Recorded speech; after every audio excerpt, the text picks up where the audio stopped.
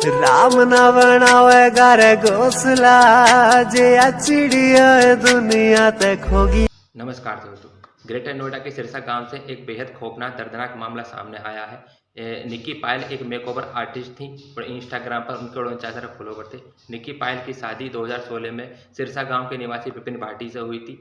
शादी के समय में विपिन भाटी के परिवार की उच्च मांग थी दहेज को लेकर, जिसमें से निक्की पायल के परिवार ने उनकी पूर्ति करी थी, जिसमें से एक स्कॉर्पियो गाड़ी, बुलेट और लाखों का कैश था।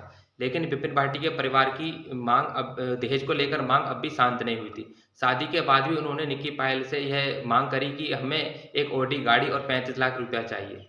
यह मामला इतना आगे बढ़ गया कि 21 अगस्त 2025 को विपिन भाटी और उनकी मां जो कि निक्की पायल की पति और सास ससुर ने निक्की पायल को इतना बेरहमी से मारा पीटा, इस हद तक मारा पीटा कि उनके कपड़े तक फट गए।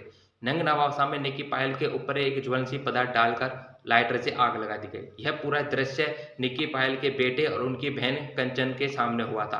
कंचन की शादी भी निक्की पायल के परिवार में ही हुई थी। उनका ससुराल भी वही था जो निक्की पायल का था। इस मामले की रिपोर्ट कासना थाने में दे दी गई है। रिपोर्ट के कुछ समय बाद ही विपिन भाटी को भागते हुए पैर में गोली मारकर गिरफ्तार कर लिया गया है। निक्की पायल के ससुराल से अब भी उनकी सास ससुर और जेठ अब भी फरार हैं और उनकी दबिश अब भी जारी है। इस घटना से एक मामला पूरा सामने आ गया है कि बहन बेटियां अब भी सुरक्षित नहीं है, ना तो घर से बाहर सड़कों पर, ना कहीं जगह पर और ना ही अपने ससुराल में।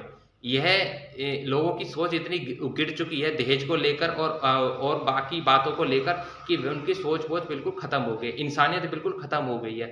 जिस सास ने निक्की पायल के ऊपर हाथापाई करी, उनको मारा पीटा और उनमें आग लगा दी, क्या उसकी खुद की भी एक बेटी है, वो खुद भी एक औरत है, अगर उसके साथ ऐसा हो तो उसको कैसा लगेगा?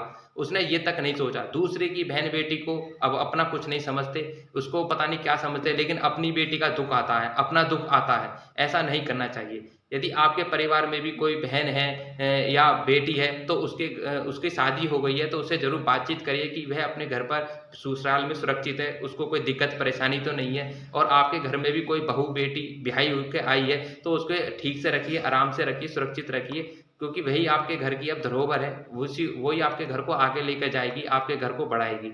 उसके साथ ऐसा दुर्व्यवहार मत करिए, उसको भी अपने घर का सदस्य मानिए और अच्छे से उसके साथ व्यवहार करिए। यही इंसानियत है और यही परिवार को आगे बढ़ाने की एक महत्वपूर्ण कड़ी है।